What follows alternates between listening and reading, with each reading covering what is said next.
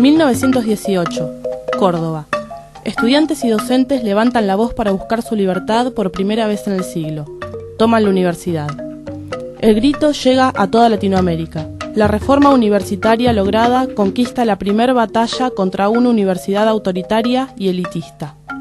Concursos docentes, para que las cátedras no estén atadas a la gestión y tengan empleo estable.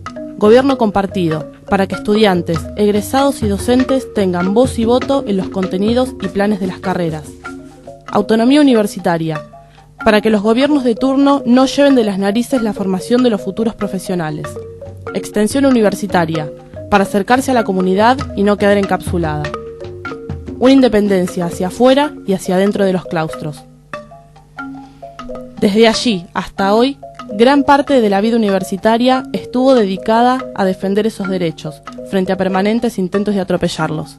Cuando se plantea el tema de la reforma universitaria en el año 1918, se plantea frente a una universidad absolutamente autoritaria, escolástica, una universidad nefasta, terrible.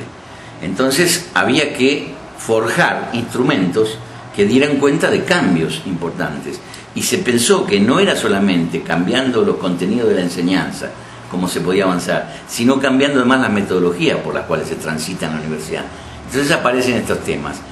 ¿Quién conduce la universidad? Es cierto que había una cosa de la Ilustración que ponía al saber y al conocimiento como al margen. Entonces nadie se podía meter, ni el gobierno, autonomía universitaria. Bien, autonomía. Y dentro de la universidad, ¿quién manda?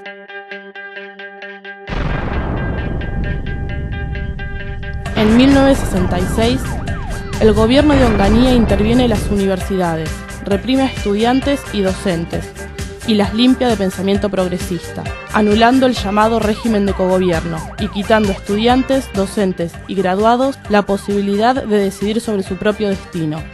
400 personas detenidas, laboratorios y bibliotecas universitarias destruidos.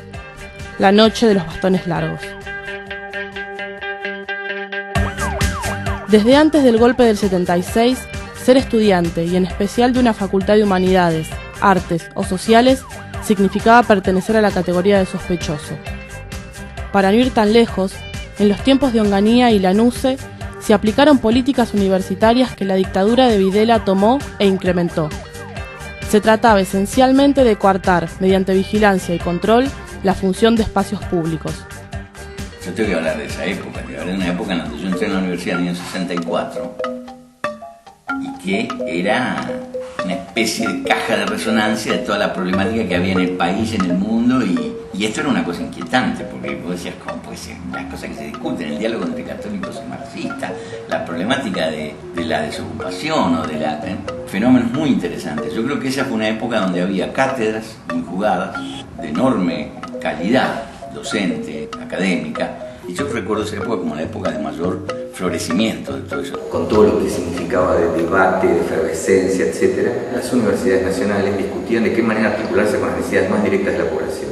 Desde arquitectura, pensando cómo construir viviendas populares, o desde bioquímica, por ejemplo, pensando medicamentos producidos no de cara a la industria farmacéutica, que es una de las industrias más poderosas del mundo, sino de cara a una producción nacional, realizada, digamos, por los propios docentes, etcétera, etcétera, con financiamiento público. Había mucha producción, mucha vivacidad, mucha inquietud, y los estudiantes también. Yo en ese sentido noto la marca del sistema muy fuerte. Uno de los éxitos de la dictadura sobre la universidad fue imponer la autocensura.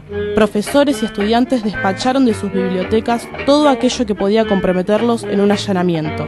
Dejaron de encontrarse. La sociedad, enferma, debía dejar de pensar. Cerrar ese capítulo, ya sabemos, significó 30.000 desaparecidos, significó el silenciamiento de camadas enteras. No estamos hablando de 30.000, estamos hablando del impacto de esos 30.000 sobre una población. Era clarísimo cómo venían los estudiantes a la universidad después de la dictadura. No querían ni oír hablar de nada que se pareciera a un discurso inquietante, movimentista, camadas enteras quedaron marcadas a fuego por la matriz de la dictadura. En los 90, la Ley de Educación Superior es emblema de las reformas de mercado en la educación. No pudo alcanzar su objetivo máximo, lograr la privatización de la universidad. Sin embargo, sí alcanzó un objetivo de mínima: avanzar en la elitización y comercialización de importantes aspectos de la educación universitaria. Los criterios que ponen en juego son criterios del Banco Mundial.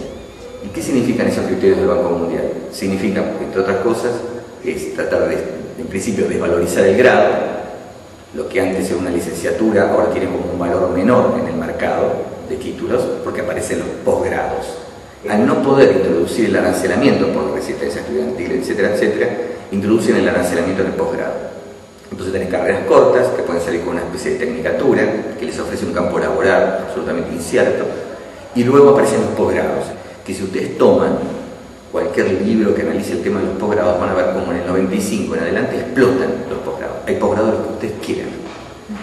Posgrados, por supuesto, pagos.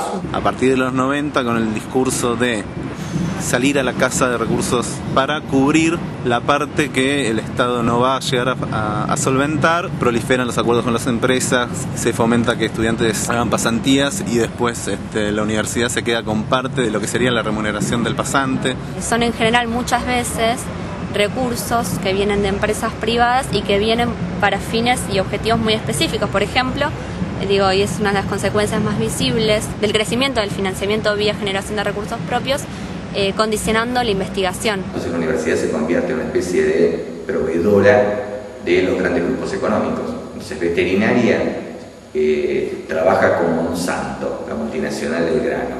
Bioquímica trabaja con Bago.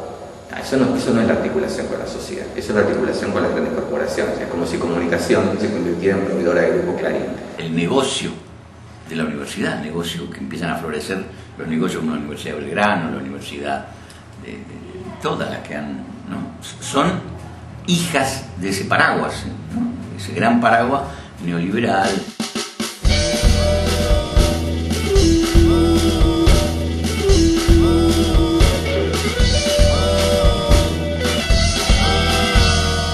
El modelo tripartito tiene esa ventaja, tiene muchas desventajas, pero tiene una ventaja que yo reconozco por encima de cualquier problema, que es que abre los procesos de discusión y permite que haya filtraciones de lo que si no queda encerrado en los pequeños recovecos del poder en las universidades. A partir del proceso de reforma, el gobierno dejó de darse por descontado, la participación estudiantil empezó a sufrir ataques. Una autonomía en manos de un rector que no sé quién lo puso, de un consejo directivo donde se vota una camarilla, es decir, 10 tipos votan al que va al pelo, donde los estudiantes tienen una participación minoritaria o los estudiantes están cooptados por la dirección. Entonces el Banco Centro de Estudiantes es un club. Bueno, si vos tenés todos esos fenómenos, la autonomía universitaria en realidad es una especie de patente de corso, hagan lo que quieran ahí adentro. ¿Cuáles son los límites que el que representa tiene en relación a sus representados? ¿Cuáles son las posibilidades de los representados de exigirle al que los representa que cumpla tal o cual cosa? La piedra del escándalo en este momento, ¿no? Porque todos los cuerpos nuestros, nuestra sociedad democrática, ¿qué más queremos? Funcionar sobre la base de la representación, pero ya vemos lo que se hace con la representación, ¿no? Una vez que uno fue electo para el cargo que sea, se terminó la relación con aquellos que lo eligieron. Y entonces es una representación que anula toda la potencia de lo que podría ser la presentación. Yo digo, si alguien se presenta, no necesita ser representado. Entonces, creo que habría que tener más, ustedes discúlpenme el mensaje, pero habría que tener más zapatismo en la cabeza. Todos discuten. Son cientos y los cientos terminan de discutir y les lleva meses. Pero todos discuten, no hay representantes. En todo caso, pues habrá un vocero, ellos tienen una imagen muy linda que es la de mandar obedeciendo, ¿no? Hoy poco queda después del vendaval, salvo la resistencia obstinada de docentes y alumnos que enfrentamos esas tentativas de destrucción sistemática de la universidad pública. La historia universitaria argentina del siglo XX es la historia de un brote que es podado, intenta crecer y es cortado nuevamente. Y así.